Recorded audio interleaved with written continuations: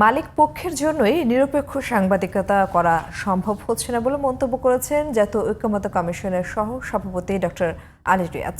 সকালে রাজধানীর সিরটাপ মিলনায়তনে গণমাধ্যম নিয়ে এক সংলাপে এমন মন্তব্য করেন তিনি। যতদিন সংবাদ মাধ্যমের মালিকের নাম জানবেন ততদিন গণমাধ্যমের স্বাধীনতা নিশ্চিত হবে না বলে মন্তব্য করেন ডক্টর আলী রিয়াজ।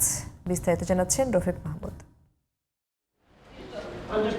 বুধবার সকালে রাজধানীর সিরডাপ মিলনায়তনে গণমাধ্যমের স্বাধীনতা, অভিযোগ নিষ্পত্তি ও স্বনিয়ন্ত্রণের বিশ্লেষণ শীর্ষক সংলাপের আয়োজন করে centre for governance studies CGS। এতে অংশ নেন বিভিন্ন গণমাধ্যমের সম্পাদক, আইনজীবী, রাজনীতিবিদ ও সুশীল সমাজের প্রতিনিধিরা। মালিকপক্ষ এবং সরকারের পক্ষ থেকে সম্পাদকদের উপর চাপ, গণমাধ্যম কর্মীদের উপর চাপ, তাদের বেতন ভাতা এবং চাকরির নিশ্চয়তা ও আইনি সুরক্ষা সহ বিভিন্ন বিষয় উঠে আসে আলোচনায়। সিনিয়র সাংবাদিকরা বলেন, প্রতিবেদন পক্ষে গেলে ঠিক আছে, আর বিপক্ষে গেলে পক্ষপাতের অভিযোগ আনা হয়। এর থেকে বেরিয়ে আসতে হবে। এই অসুস্থ রাজনীতি আমাদেরকেও গ্রাস করেছে। রাজনীতি মুক্ত না হলে সাংবাদিকতা মুক্ত হবে না। আমরা কখনোই স্বাধীন ছিলাম না, বা একেবারেই ত্রুটি চেপে ধরার যে বিষয়টা, সেটা আসলে শুরু হয়েছিল 1/11 থেকে। টিআইবি বলেছে মিডিয়া স্বাধীন হবে বলে আশা করা গিয়েছিল, কিন্তু আনফরচুনেটলি সেটা হয় নাই। তার যে আর্থিক সুযোগ সুবিধার ব্যাপারটা সম্পূর্ণভাবে এড়িয়ে গেছে।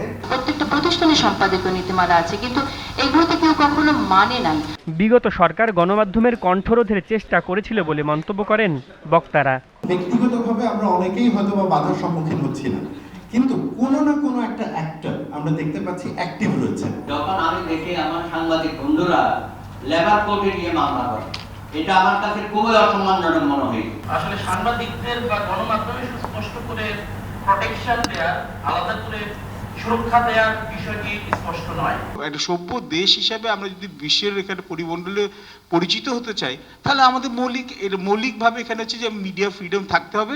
যারা বাংলাদেশের সংবাদপত্রের এই অঙ্গনে চাকরি করছেন, সম্ভবত এত ধরনের ঝুঁকি নিয়ে আর কোনো প্রফেশন বাংলাদেশে প্রফেশনালরা কাজ করেন না।